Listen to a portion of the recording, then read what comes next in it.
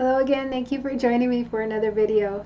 So today I want to talk about how you can become an energy master.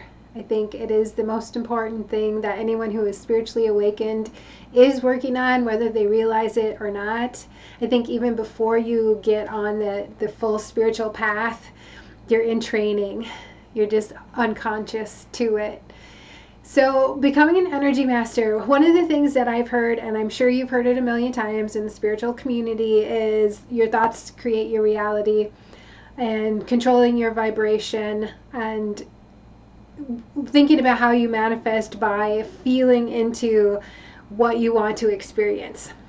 And I think it's really important to understand that thoughts do not create your reality, energy creates your reality. It isn't about your thought, it is about energy. What happens is energy comes in to your field, and whatever is already spinning in it, be it your DNA, be it karma, be it things that you've already proclaimed and commanded into your field, those are what are activated by the electricity in your field, the ka, the actions of the water that you are encoding with your will. That's all energy, and it can all be done just as easily without a single word and without a single thought. Your energy exists before thought, and that is what is creating your reality. So don't get too caught up in the idea of trying to manage your thoughts and not allowing yourself to process emotions that need to be processed. Emotions and memories come up into your thinking place.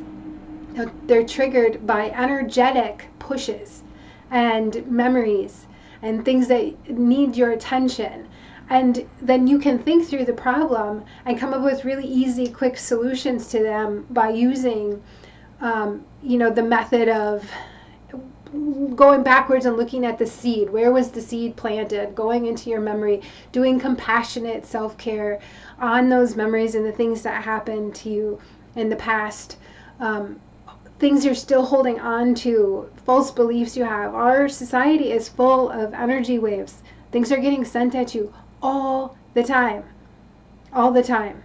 And to overcome that requires you to become an energy master. That means that your energy is firm. It is expanding outward and not just a receptacle of all of the inputs, which essentially can turn you into an automaton, as opposed to a living, present force of creation, which is your birthright. You're in a human body. These things are awesome if we use them properly. So, energy master. One of the things to think about in terms of thoughts is what's happening in your environment that has spun this back around to you, that has something triggered into your mind that you're now thinking of. Because you can actually set parameters and you can set boundaries and you can make decisions about what energy you allow to come in. What has happened is you haven't been filtering this, and we aren't taught this as children. We are taught to listen and repeat. Listen and repeat. That's what we're taught as children.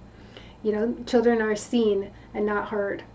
You're supposed to be taking in all of the information that is given to you so that you can perform appropriately when the time comes. And to become an energy master means that you hold your space. You live in harmony with others.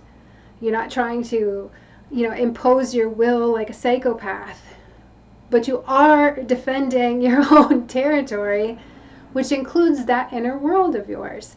So that's an energetic thing. Our mind, our brain, has a very active language center, and it will pull as soon as input comes in. Energetic input comes in, it will translate that into language or memory, and those are the thoughts that you are experiencing. So getting a hold of that is getting a hold of your energy first and returning back to the source of that energy. That's why meditation is so important. If you can return back to that zone of silence, of stillness, maintaining the centered space, it makes a huge difference for being able to recalibrate, reset, knowing what's coming in and knowing what needs to be going out. Setting your intentions and clearing your field every morning is really, really helpful.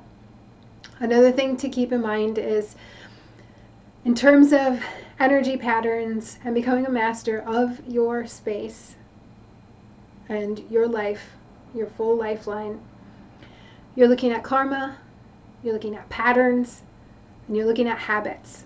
Those are the three things that you need to be looking at. Some of your energy is going to be going towards karma, clearing karmic patterns.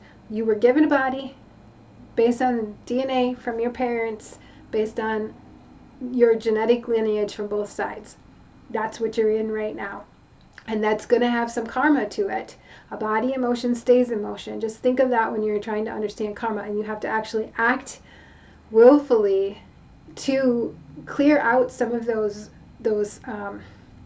deeply entrenched ways. You might have fears that, some of them are biologically based to help you, like I'm scared to death of snakes, and I don't particularly care for horses either. And those are two things that can really mess you up. So I don't mind having some of that intuitive knowledge about my environment that lets me know where my skill sets have lied in the past and what I might be good at. So you have good karma, things that are going to be really useful to you, and you are going to have some bad karma, some patterns of behavior that your parents had and passed down through genetic lineage. And some of that is you are able to positively influence once you can really get centered in that still space. A lot can be uncovered about your internal workings and how it is playing out, and the usefulness to your soul of knowing certain things that come from the lineage that you are coming from. So another one is just like patterns in our environment, patterns of sound, patterns of light, color, the way that the spiral influences all plant life, all material existence, this cyclical nature of weather patterns and astronomy and astrology, knowing how those patterns, even the patterns of, history repeating itself, like we get on a little time loop and then all of a sudden you're seeing the same thing again, right? All patterns that you can interact with, not necessarily in a capacity to change them for the whole, because part of those patterns are the structure of this reality, and you can see them and then navigate around them a little more easily. I think it takes a great deal of investment of time and focus to override some of those patterns. The first place to start is to become very, very aware of them, aware of your own patterning. What are you saying? What are you calling into existence? Are you paying attention to the patterns of time and your own karmic cycle as it comes around? So then the other one is, so you have karma, you have patterns, which is kind of like communication, sacred geometry, all those things.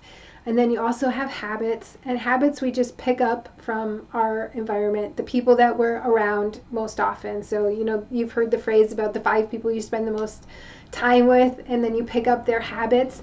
It's kind of like a communication style, a shorthand. We get really good at that with each other. We have mirror neurons, and I think habits are part of that. And so remaining present in the moment and catching when those things start arising in you, they're not all bad. There's nothing wrong with having some shortcuts to things. But being an energy master means that you don't let those things happen unconsciously anymore. You pay attention to where your habits are. Changing simple habits is a really good way to bring in some new energy. If you eat the same food every morning, maybe fast one day a week so you can just change that energy up. If you're a big coffee drinker, also fasting from coffee 1 or 2 days a month helps to just shift out of that habit so that you are perceiving other energy as it comes into your field. So those are just some things to keep in mind as you are becoming the energy master that you are meant to be. And please feel free to leave any comments or questions below, and I will see you again soon. Take care.